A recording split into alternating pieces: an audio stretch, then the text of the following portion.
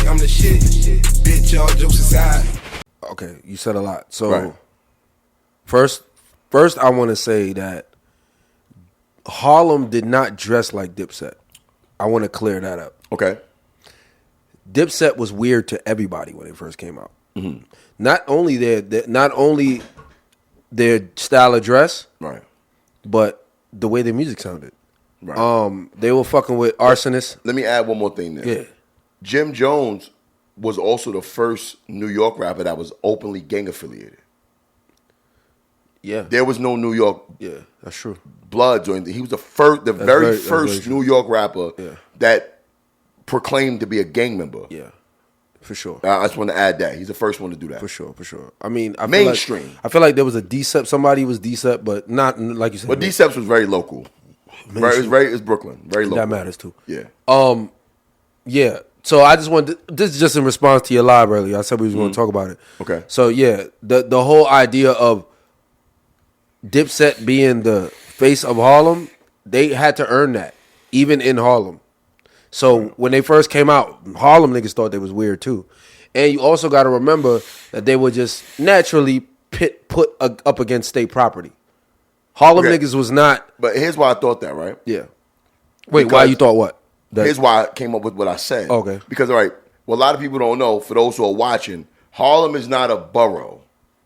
It's actually a very small neighborhood in Manhattan that's probably the most, aside from Black Wall Street, probably the most, no, fuck that. Harlem is the most significant place for black people in this country. Mm-hmm. Historically, it's a special place. It's the most special. Yeah, historically, it's the most special place for black people. Mm-hmm. Historically, because of what was done there during the Renaissance. Mm-hmm, mm-hmm. Harlem is where all the black people from the South came to make it, to get some money. They were flourishing there. Yeah. Marcus and Malcolm alone. Marcus Garvey, Malcolm X. Just those two stories. Adam Clayton Powell. Yeah. It's so much history there. Yeah. And Harlem is just that place. I mean, granted, over the years, a lot has changed. They don't really have that much now. But Apollo Theater, like, It's still special. It's a very special place for black people. I'm gonna throw in Sinetta TV too with that. Yeah. That's a big Harlem staple. The whole fake deep community pretty much was birthed in Harlem. That's a fact. That's not the point I wanted to make. The point I wanted to make was rappers typically dress like the people in their neighborhoods. They are usually not the trendsetters. Like when I said, when I had to argue with somebody about, they were like, yo, Big and them made the Coogis and the Wallabies fresh. It's like, no, we was already dressing like that in the hood. Yeah. Big dressed like a Bed-Stuy nigga. Mm-hmm. Fab dressed like a Bed-Stuy nigga. So they not the trendsetters. All they did was take the attire that they were already wearing amongst the niggas in the hood and wore it while they was rapping. Now, this is something new. I didn't know that. I'm not a Harlem cat, and I didn't hang out in Harlem. Yeah. So when Dipset came out, they were all dressed in alike too. You just said they weren't. Jim Jones wearing bandanas in New York was weird. It was the gang shit. It was weird, bruh. Yeah, it was. It really was. Like they had to earn that shit. Even in Harlem, niggas was like, "Yo, we don't gang bang like this." That shit was corny at first. And also there was, you know what's crazy? This is gonna prove a lot of my points that I've been on in the show. Because I always say, bro, you can do what you want when the music is good. If they didn't come with them, you know, they got hot that one year. And they just banger after banger after banger. If they didn't come with those, they would have stayed corny.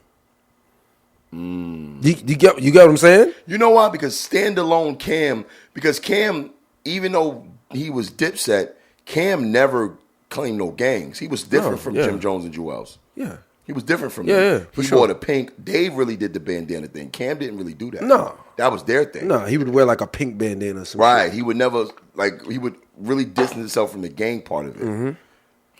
Yeah. So it was weird. So being a cat that lived in Harlem, that was out there a lot. Yep. So Dipset was Dipset. Yeah. They was not Harlem. They were weird. Harlem was like, but then they just kept, and not only were they dressing a little different, the music sounded weird because they had those producers, Arsonists, and I think Arsonists from the Bronx. Right. But Arsonists, they took Kanye's sound. Just Blaze. More Kanye though, as far as just speeding up. Just Blaze has more of a choppy sample. Yeah. You're right. He chops a lot of samples. Like he's more like a Premier. Gotcha. Kanye will take a loop of a melody. Right. And if there's a singing in it, he'll speed it up, the high pitch speed up. Right. You know what I mean? Right. And you'll hear it. Right. So, yeah, if y'all wonder what I'm doing, I'm trying to do sped up singing. Right. So they took that Kanye style, but they did Southern drums, 808s. Right. Like, Yeah. but then like a Kanye sample. It was weird, bro. Like you never heard nothing like that. But it hit hard. Yeah, like even I Really Mean It. Immediately too. Think of the first time you heard I Really Mean It. It didn't sound weird to you? Yes, and also it's weird for Cam. Because remember, Cam was a rapidy rap nigga. Confessions of Fire. Cam was a rapidy rap nigga. Oh, you are taking everything out my mouth. Like he 100, he didn't rap like that. Cam went from, the drug game was a man sport. That's what Cam thought. Baby, they had 100 dance sports. Tied to J sport. Real hooligan. Like real rapidy rap all over the beat. You know what I mean? Rap, but when rapidy rap was cool, right? I think Cam started rapping like Jewels. Oh shit, that's a good point. Think about it, because Jewels was like, we keep the boosters boosted. Like Jewels did that. Yo, you got a good fucking point. That happens a lot. Cam started rapping like Jewels. That happens a lot, and I don't think he was even on purpose. Because when Jewels came out, when we heard Jewels, we was like, "Yo, who the fuck is?" Yeah. All right, Cam, you cool, but who the something. Right. We was like saying something. Right. We was like, "Yo, all right, Cam, cool. Who's that nigga?" Because Jewels was the leading Yeah. Cam was like the boss, but everybody looked at Jewel, son. Like, who the fuck is this? It was that beef from broccoli freestyle. Remember? He came with that the beef from broccoli scheme, and Cam switched his whole flow. He did. You almost forgot that Cam really could rap because he kind of stopped rapping. He got kind of bubblegum with it. Cam was my favorite rapper. Yeah. It was like always him, Jay-Z, DMX. It was just you never know, depending on just who was hot at the time. But Cam was one of my favorite rappers, and I stopped fucking with him when he started the computer started puting. We keep the boosters boosting. Because I couldn't keep the looters shooting. Yeah, he got that shit was so trash to me. Yeah, I could see if you just started listening to him how you thought that shit was a vibe because it was just different. But if you was already a Cam fan and then he started rapping like that, it was like when Cam came out, he was with Mason Big, and them niggas rapped their asses off. Big wanted to sign Cameron. He was on Undias. Yeah, Undias was Cam came big. out Confessions of Fire. Undias. Yeah. Cam was a fucking. Undias was big and yeah, for sure. He was a whole rapper, bro.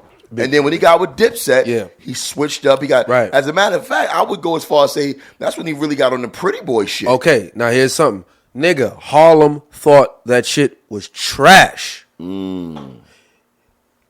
came with Old Boy. Right. It was the hits, bruh. Well, Old Boy was on Come With Me. Come On With Me. Exactly. With Me, so it was okay. It was Confessions of Fire, SDE. Right. And both of those was rapidy rap shit. Rapidy rap. Then he took a break. He had to get off the Sony label. Long break. Right. Then he came with a Dipset mixtape. Right. Then Come Home With Me. Then Diplomatic Immunity. Then Purple Haze, I think. Right. I think that was like really the whole movement right there. Right. Purple Haze, Come Home With Me was probably his best album to me. The niggas forget Dipset died again. Right. Then Jim got hot. Right. Dipset was done. They were finished. And they fell out. Yep. They wasn't and then no more. This nigga got hot. Right. This nigga Cameron totally fell off. Stole my man's song. Do you remember when Cameron fell off, came back out with a song called I Hate My Job? Yes. You didn't think that was weird? Why would Cameron be rapping? That's when he got on that Ohio shit. I did it from Ohio. Yeah. No. That was trash. No, he got broke in the music game because of his deal. And when he was talking about that get it in Ohio shit, he was saying, I got no more music money. I got to go get it. That's what that Ohio shit was. Then he came, 50 dissed him. He kept trying to come back out. And his remix was, as his response to 50. 50 killed that nigga. Bro, he killed that nigga. My man Nova, shout out to my man Nova. He killed that nigga because he stole my man Nova's song. We know Schizo. Schizo's Cameron's producer. He did Get 'Em Girls, all that shit. That's our man from the Bronx. Right. Bitch ass nigga. Fuck that nigga. Right? But my man's Nova played him some of his music. He even produced for Nova. And he stole Nova's song, I Hate My Job. Anyway. I go far as to say this. Once Cam fell, that was it. He never came back musically. Never. Cam never recovered. Yeah, he did. Vado. No, but Cam himself never recovered. musically. He never had no. Cam never recovered. After Come Home With Me, that was it. Cam never. That was it, bro. But he had some tri-state area hits with Vado. Him and Vado had like 3 songs in a row. Right, and then hey yo, Mooma, and then right, he had local shit. he had like 3, and we thought his resurgence was gonna be when Hove brought him out for the B-side show. That was dope when they did New York. Welcome to New York City. It did nothing. He didn't have no hits. It did nothing, bro. Yeah. You gotta have hits, bro. Yeah, it did nothing. And that's what I'm saying. So that's just a little history for y'all who think that Dipset was just automatic. No, they had to earn their way in Harlem. It was a divide. Number one, people were picking between Dipset and State Property. 100%. Don't think Harlem niggas was just like, yeah, Dipset. No, State Prop was on fire. So a lot of Harlem niggas was like, now fuck that, State Prop. Then there was also the divide of Rappity Rap Cam and Computers is Putin Cam. Right. So there was Cameron fans that was like, nah, he's trash now. Right. You know what I'm saying, and all that. Like Welcome to New York City and shit like that. Those were actually comeback songs on the low. Yeah. That was a comeback song for Welcome Cam. to New York City was on Come On With Me. Yes, right. That's what I'm saying. It was a comeback song. And why you think he got us over Kanye talking about Down and Out? That song's fire. Yeah, but he was done. He was done. He talking about how he was done. Dame saved him. Yeah. Dame Dad saved him. So I just wanted to point that out too. So that the hits made Harlem go, okay, you making hits for us. So a lot of people forgot that Cam was also affected by the breakup of The Rock, because that was supposed to be his resurgence too.